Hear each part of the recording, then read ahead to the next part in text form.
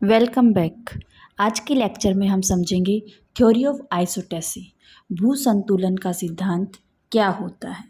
Isostasy शब्द Greek भाषा के शब्द आइसोस्टेसियस से लिया गया है, जिसका अर्थ होता है समस्थिति या संतुलन।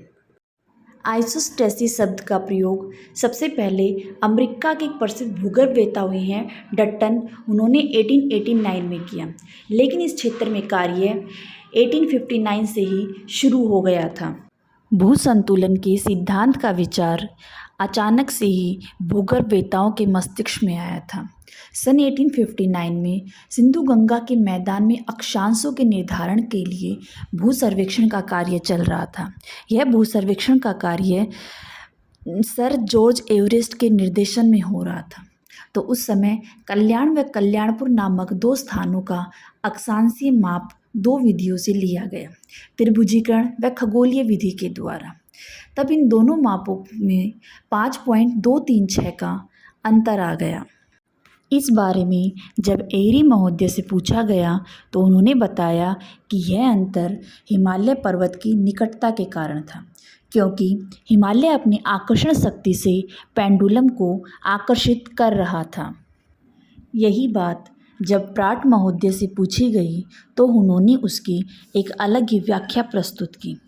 उन्होंने यह मान लिया कि महाद्वीपों की तरह हिमालय भी सियाल का बना है, जिसका घनत्व 2.75 है, और इस आधार पर जब उन्होंने गणना की तो यह अंतर 5.236 की बजाय 15.885 आया।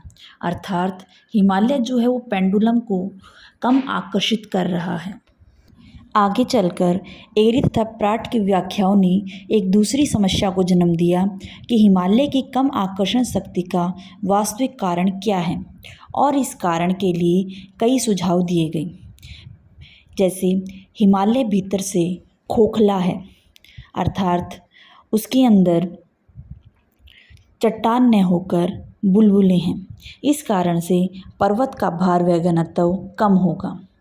दूसरा सुझाव आया कि हिमालय के ऊपरी अतिरिक्त पदार्थ का संतुलन उसके नीचे के कम घनत्व वाले पदार्थ से होता है, जिस कारण से इसका समस्त भार कम होगा व आकर्षण शक्ति भी कम होगी।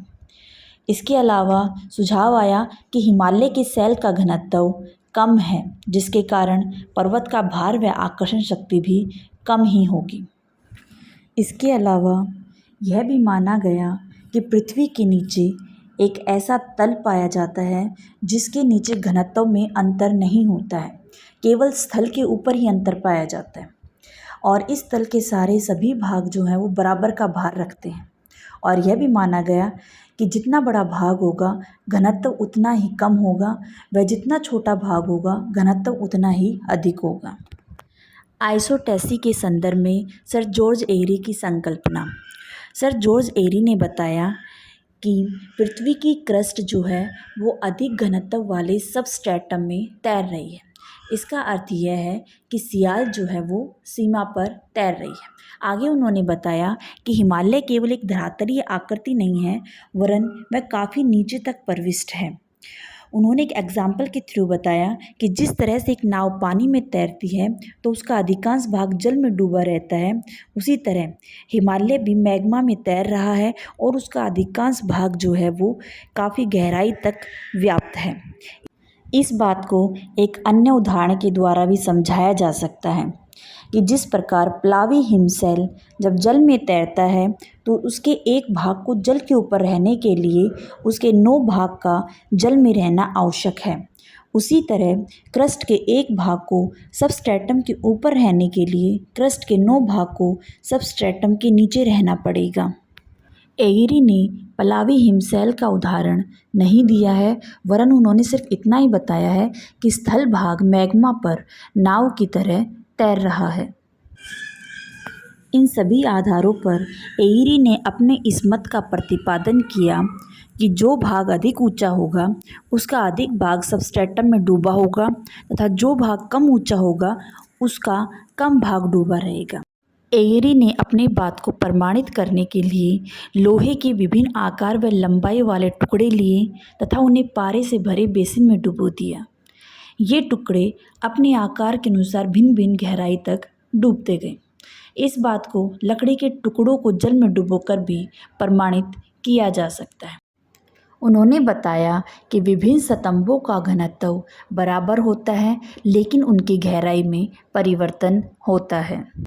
सारांश में एरी के मत को इस प्रकार भी व्यक्त किया जा सकता है कि ऊंचे उठे हुए भाग काफ़ी गहराई तक अपनी लंबी जड़ से सबस्ट्रेटम के अधिक घनत्व वाले भाग को हटा देते हैं, जिस कारण से ऊंचे उठे भागों के नीचे काफ़ी गहराई तक हल्के पदार्थों का विस्तार होता है। इसके विपरीत कम ऊंचे भाग कम गहराई तक प्रविष्ट होते हैं और वे अधिक घनत्व वाले भाग को थोड़ी मात्रा में ही हटा पाते हैं, जबकि उनके नीचे सबस्ट्रेटम का अधिक घनत्व वाला पदार्थ अधिक मात्रा में होता है। इस प्रकार ऊंचे उठे भाग व निचले भाग एक साथ संतुलित होकर खड़े रहते हैं और प्रत्येक भाग संतुलन रेखा पर बराबर भार रखते हैं। प्राट महोदय ने कल्याण तथा कल्याणपुर के लिए गए अक्षांशीय माप के अंतर के बारे में पढ़ा तथा हिमालय का औसत घनत्व 2.75 मान करके उसकी आकर्षण शक्ति की जब गणना की तो यह अंतर 15.885 आया। प्राट ने हिमालय की चट्टानों व समीपवर्ती मैदान की चट्टानों का अध्ययन किया व उसके आधार पर बताया कि पहाड़ों का घनत्व पठारों से कम होता है व पठारों का घनत्व मैदान से कम होता है तथा मैदान का घनत्व समुद्र तल से कम होता है। अर्थात उन्होंने ऊंचाई व घनत्व में उल्टा संबंध बताया कि जो स्तंभ जितना ऊंचा है उसका घनत्व उतना ही कम होता है। इसके अलावा जो स्तंभ जितना नीचा है उसका घनत्व उतना ही अधिक होता है।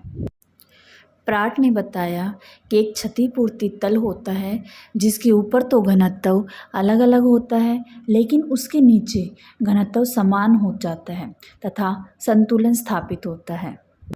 इस तरह से प्राट ने इस मत का प्रतिपादन किया कि ऊंचाई व घनत्व का उल्टा अनुपात होता है। ऊंचा स्तंभ कम घनत्व व नीचा स्तंभ अधिक घनत्व। प्राट का विश्वास तैराव के नियम में न होकर क्षतिपूर्ति तल के नियम में था। प्राट के अनुसार पृथ्वी के विभिन्न उच्चावच सिर्फ इसलिए रुके हुए हैं क्योंकि उनके घनत्व में अंतर पाया जाता है, लेकिन उनका भार संतुलन रेखा के सारे बराबर होता है।